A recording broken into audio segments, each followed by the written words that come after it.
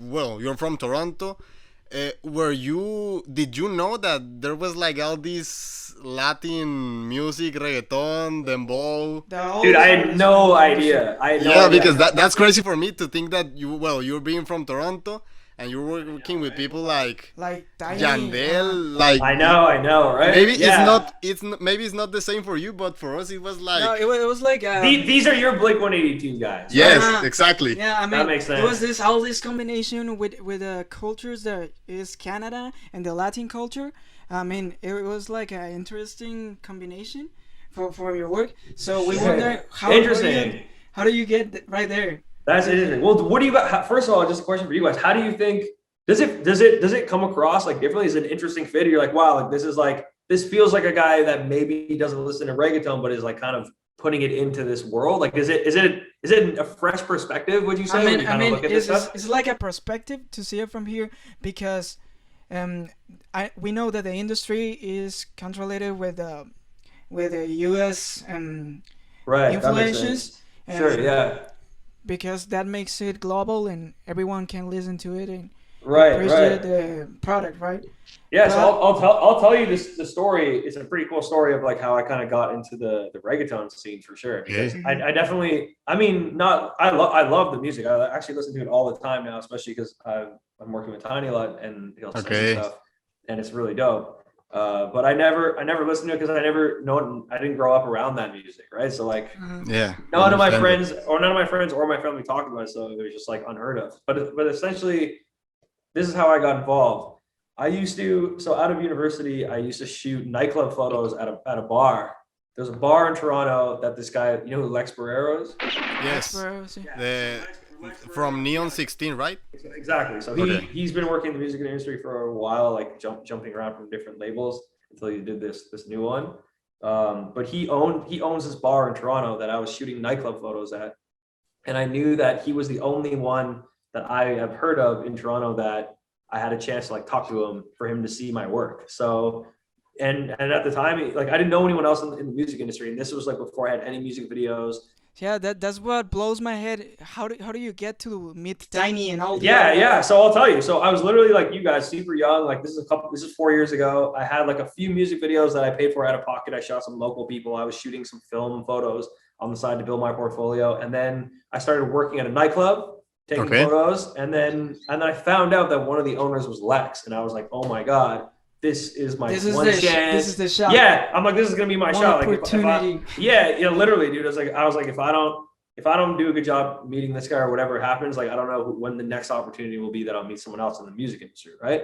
I looked him up, I like found out a bunch about him, and then what I did was I saved up a bunch of money and I went to a digital design agency called 56 Digital, and I told them, hey, I'm working in a nightclub and I need a website that looks really cool on a phone that's I'm going to give to someone and they're going to look at it for 5 seconds. Like I was like imagining the situation. I'm like, I'm going to give this Lex my phone and he's going to have 5 seconds to like be impressed at my work. And All right. I need this website to impress him because To get them attention, right?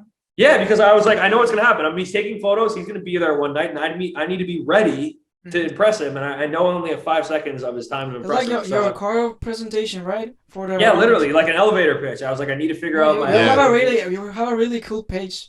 I mean, Oh, it's so dynamic to Thanks. Thanks, envision dude. that. Thank you guys. Yeah. So I went to this company and they charged me a bunch of money and I made this website and then I went to the nightclub and one day he was there and I was like, oh my God, this is perfect. I went up to him. Hey, Lex, like nice to meet you. My name's Elliot. Like I need your photos. He's like, how's a bottle? Yeah, bro. Like what up? Like not really looking at me doing his thing. And I was like, listen, like, you know, I really want to get involved in the music industry. It'd be great if I could talk to you for a couple of seconds. He's like, sure, sure. I'm like, here's my phone. Like, here's my website. Okay. Okay. It was like, So you were whoa, ready this is to- pretty. Yeah, I was ready. I like practiced this in the mirror, right? He's like looking at it and he's like, you know what, this is pretty sick. And I'm like, thank you, dude. Like, can I email it to you? Can we be in contact? He's like, yeah, like send me an email right now. Like, perfect. Send him an email. As soon as like you get the sale, you just walk away. I was like, all right, great. Talk to you later. Thank you so much. Take the photo. Boom. Going back to like my shitty photo job. Mhm. And then he called me the next day and he was like, hey, like, what are you doing next week? Can you get to Miami to shoot Mozart La Pera in like a week? And this was going to be my first time ever getting a real paid music video. That's a big thing. Flying me out. Rock Nation was going to pay for it. And I was like, Oh, okay. and I was like, oh my God, here we go. And this was, I guess it was 3 years ago or 3.5, maybe 4 years ago. I can't remember. 2000, 18, I think.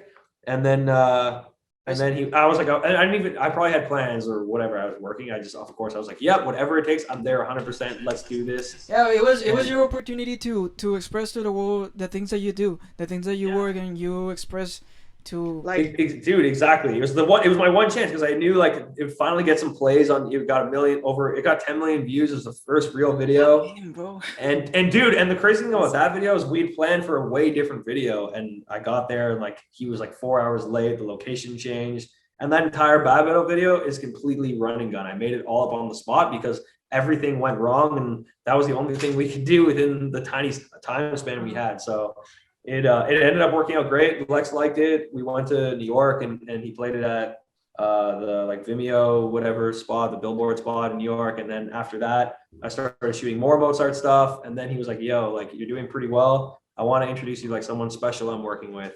And then he introduced me to Tiny one day. Okay. When I was with Mozart. Those feelings combined and he just. Yeah, and then I met Tiny in the car, and I was like being my normal self, but really, really silly, like whatever, acting like a little kid, and we kind of hit it off. We had a really interesting like dynamic with our personalities. And then I just started taking his photos, and then he started getting music videos not done by me.